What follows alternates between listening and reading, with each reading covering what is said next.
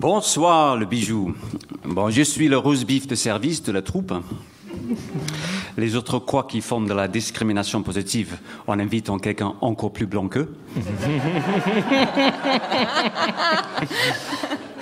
C'est pas vrai, t'es rose.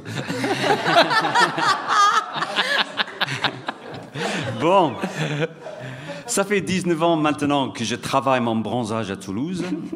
Et ça dure encore. Hein. Mais j'adore cette ville, surtout en été. J'adore particulièrement les vieux Toulousains. Ils sont marrants, hein. Pas toujours très optimistes. Quand il fait beau, ils disent toujours « Il fait beau, ouais, mais ça va pas durer. Hein? » Quand même, Mais il fait chaud à Toulouse en été. Même ça commence cette semaine. Moi, comme je suis anglais, je suis obligé de contrôler constamment mon temps d'exposition au soleil.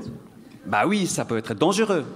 Attends, un anglais commence à fondre à 33 degrés. Hey, 33.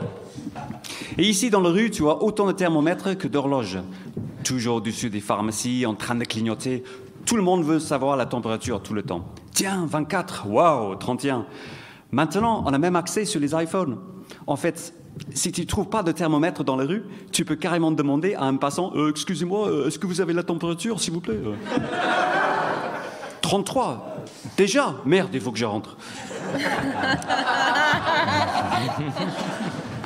Et donc, en été, pour ne pas prendre des risques inutiles, je rentre vraiment. Yes, je quitte ma chère Toulouse, direction le Royaume-Uni. Et pour m'y rendre, je prends un avion low cost, style EasyJet.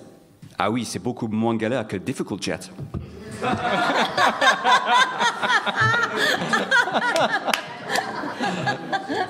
Un low cost ne coûte pas cher, mais attention, ils font des économies où ils peuvent.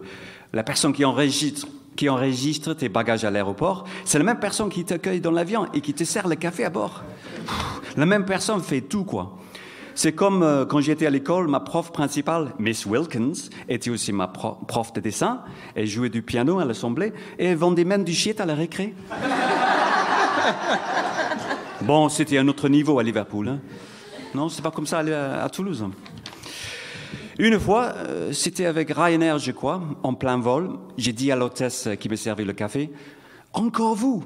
Alors vous pilotez l'avion aussi ?» Oh, oh, oh, oh. Je vous jure qu'elle m'a répondu, « Eh non, je peux pas faire deux choses en même temps. Hein. Là, c'est sur pilote automatique, je reprends les commandes après. Vous prenez du sucre ?» WTF, what the fuck. Et comme c'est le même avion qui fait l'aller-retour, moi je réserve toujours exactement la même place pour le retour, histoire de récupérer mon chewing-gum que je laisse sous le siège.